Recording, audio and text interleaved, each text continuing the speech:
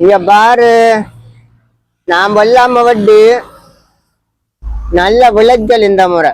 அல்ஹம்துலில்லாஹ் நல்லா விளைஞ்சிருக்கு. நல்லா கணக்கான வெயில், கணக்கான மழை.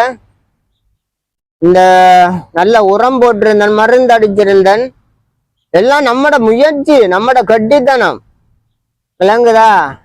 அப்ப இதெல்லாம் யாரும் பேசுறதுக்கெல்லாம் இடம் இல்லை.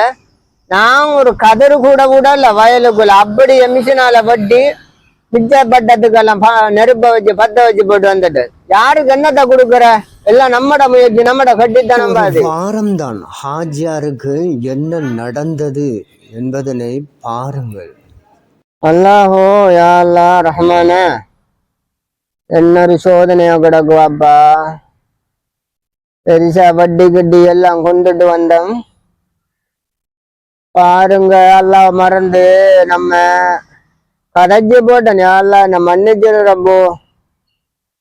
என்னேண்டா அந்த வயல் பிரச்சனையா போயிட்டு செய்து 50 ஏக்கர் வயல் காணியும் வாங்கின நான் இப்ப 3 மாசத்துக்கு முதல் எல்லாம் பொய்யான உறுதியும் பொய்யான ஒப்பத்தையும் வச்சு நான் ஏமாத்தி போட்டானுகள். கிட்டத்தட்ட 1.5 கோடி எனக்கு அதுல நஷ்டமாயிட்டு. நினைச்சு இந்த காணிய இல்லாம ஆயிட்ட. பெரிய கவலையா இருக்கு, பைத்தியம் முடிக்கும் போல இருக்கு.